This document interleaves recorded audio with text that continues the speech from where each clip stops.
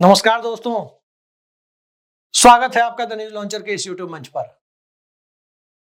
दोस्तों, कांग्रेस पार्टी पिछले एक दशक से लोगों को चुनाव हारती हुई दिख रही है। हार भी रही है, कई राज्य गंवाए, लोकसभा के 3-3 चुनाव लगातार गंवाए।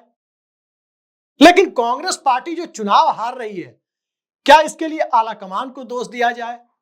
देश की बदलती हुई परिस्थितियों के साथ तालमेल न बिठा पाने के लिए कांग्रेस के फंडामेंटल्स को दोष दिया जाए, या फिर वाकई भारतीय जनता पार्टी इस देश में इतनी मजबूत हो गई है जिस वजह से कांग्रेस पार्टी की दिक्कतें बढ़ी है? कांग्रेस पार्टी के अपने पाप हैं, इसे इनकार नहीं किया जा सकता। कई सारे पाप हैं, कहां से शुरू करें? पहला तथ्य तो यह है कि कांग्रेस पार्टी 1967 के चुनाव से ही, यानी आज से 67 साल पहले, आप देखें 57 साल पहले, तब से कांग्रेस पार्टी कमजोर हो रही है। फर्क इतना है कि तब विपक्षी दल उस स्थिति में नहीं आए थे कि वो इस देश में सत्ता परिवर्तन को चिरस्थायी बना सके। अब सवाल यह उठता है कि उसके बाद और खासकर 90 के बाद जो कमजोरी आई, उसके बाद 2014 आते आते वो कांग्रेस पार्टी को एकदम से रसातल में लेकर कैसे चली गई? कांग्रेस पार्टी इस देश की रगों में बहती है, इस देश की सिराओं में, धमनियों में बहती है। कांग्रेस का सिस्टम निश्चित तौर पर आजाद भारत का सिस्टम है। सत्ता में आने के बाद सबका करीब करीब कांग्रेसीकरण हो जाता है। क्या अटल बिहारी वाजपेयी की सरकार हो, क्या नरेंद्र मोदी की सरकार हो, क्या देवेगौड़ा गुजराल या वीपी सिंह चंद्रशेखर मोरारजी देसाई की सरकार हो, सबका कांग्रेसीकरण ही हुआ है सत्ता में आने के बाद। लेकिन कांग्रेस पार्टी कांग्रेसीकरण के दौर में कैसे कमजोर हो गई? परत दर परत अगर इसे आप देखने की कोशिश करें तो हिंदुस्तान के अंदर बदलाव की बयार को कांग्रेस पार्टी ने नेशनलाइजेशन से ग्लोबलाइजेशन तक जाने का फैसला आर्थिक बदलाव के तौर पर तो महसूस किया, समाज के अंदर जो बदलाव हो रहे थे उन बदलाव को महसूस करने के लिए कांग्रेस पार्टी तैयार नहीं थी। यह बिल्कुल वैसे ही तैयार नहीं थी जैसे आज भी नहीं है।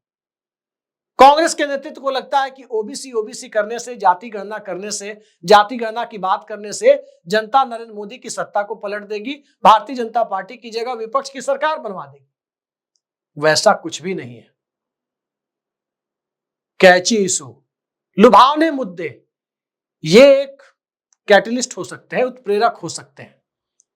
चुनाव अंततः 2-3 पैरामीटर्स पर आज के जमाने में लड़ा जा रहा है। पहला, पार्टी की नीतियां और नेता, इन दोनों के बीच में किस स्तर के तालमेल के रूप में पार्टी उसे जनता के बीच प्रदर्शित करती है।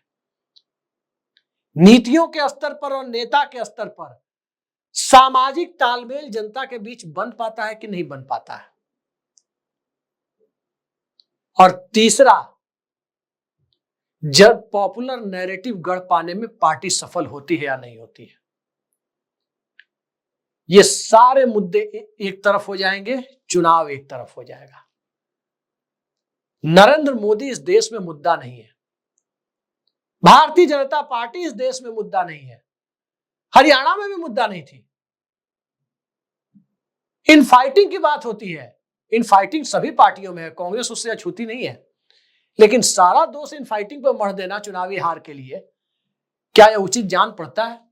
कौन सी ऐसी पार्टी है जो आंतरिक संघर्ष और आंतरिक कलह से नहीं जूझ रही है? हरियाणा में भाजपा जीत गई तो उसके आंतरिक कलह पर पर्दा डाल दिया गया है। कांग्रेस से कम आंतरिक कलह हरियाणा में भाजपा में नहीं थी। लेकिन बयानबाजी कैसी आ रही है? एक आध बयान राहुल गांधी के भी आए हैं, सुनकर मुझे बड़ा ताज्जुब हुआ। इस देश में जनता के लिए, गरीबी दूर करने के लिए, मध्य वर्ग की आर्थिक सेहत को बेहतर करने के लिए और ओवरऑल हिंदुस्तान की तरक्की के लिए जो नेता सोचते हैं, उनके बीच राहुल गांधी को मैं एक बेहद संजीदा राजनीतिज्ञ मानता हूं। लेकिन चुनावी राजनीति में हार के बाद जो बयान आया है, वो बयान कहीं ना कहीं राजनीतिक बचकानापन का संदेश देता है। कांग्रेस पार्टी के कार्यकर्ता इस पर कुछ कहने से बचते हैं। भारतीय जनता पार्टी भी चुनाव हारी है, ऐसा नहीं है। 2004 में भी चुनाव हारी थी तो 138 सीटें लाई थी लोकसभा में। 2009 में भी चुनाव हारी थी, तब भी 100 से ऊपर सीटें, 116 सीटें जीत कर आई थी। चुनाव हार जाना और जो पैन इंडिया पार्टी है उसका लगातार 3 लोकसभा चुनाव में 3 अंकों में नहीं पहुंच पाना।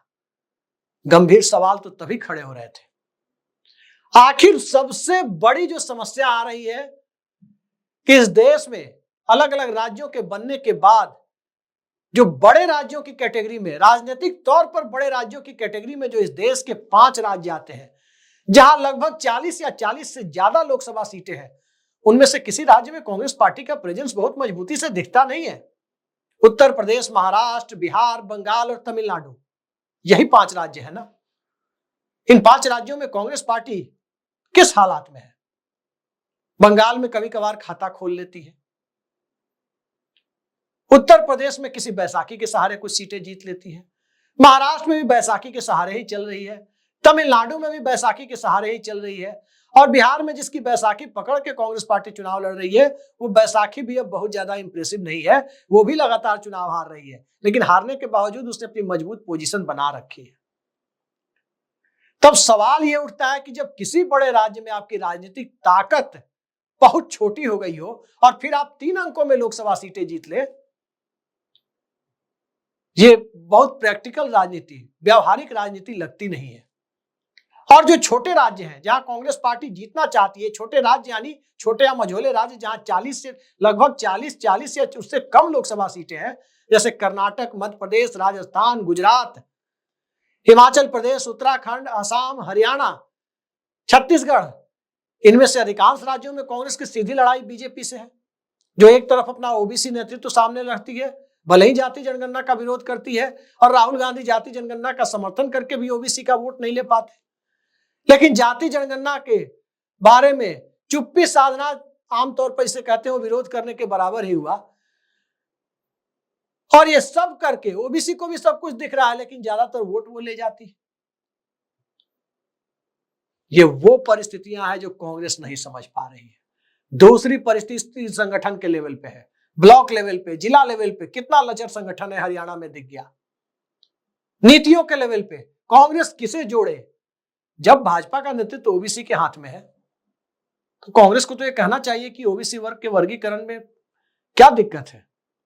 कर्पूरी फॉर्मूला, कर्पूरी ठाकुर को भारत रत्न दे सकती है बीजेपी, भले ही उनकी सरकार गिराई हो, कभी कर्पूरी ठाकुर की सरकार जनसंघ के लोगों ने गिराई हो, भारत रत्न दे करके वाहवाही लूट सकती है, लेकिन उनकी नीतियां क्यों नहीं लागू कर सकती?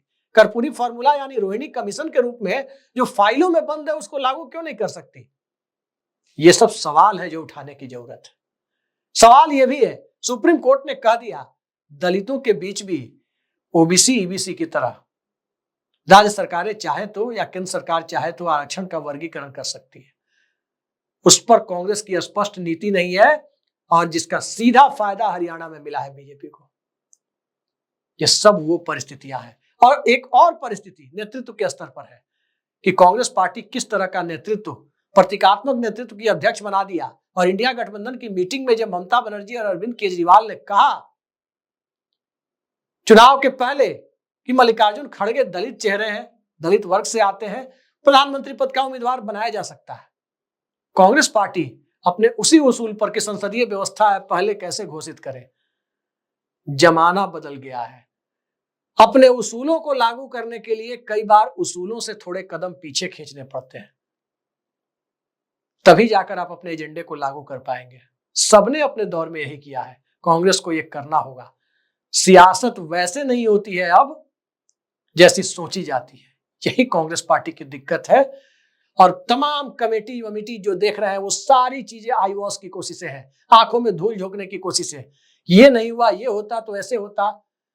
कमेटियां तो हमेशा से बनती रही है, लेकिन कमेटियों के आधार पर क्या होता है? कुछ नहीं होता है। एंटनी कमेटी बनी कि कांग्रेस पर अल्पसंख्यकवाद का दोषारोपण किया गया, कहा गया कि इससे नुकसान हुआ।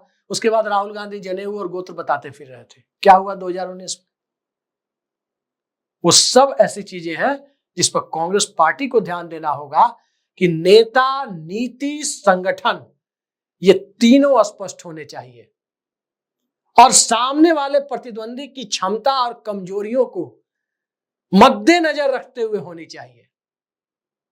सिर्फ सैद्धांतिक राजनीति, व्यवहारिक राजनीति को किनारे करके करने की कोशिश से चुनाव दर चुनाव हार मिलेगी। आज के लिए इतना ही। नमस्कार।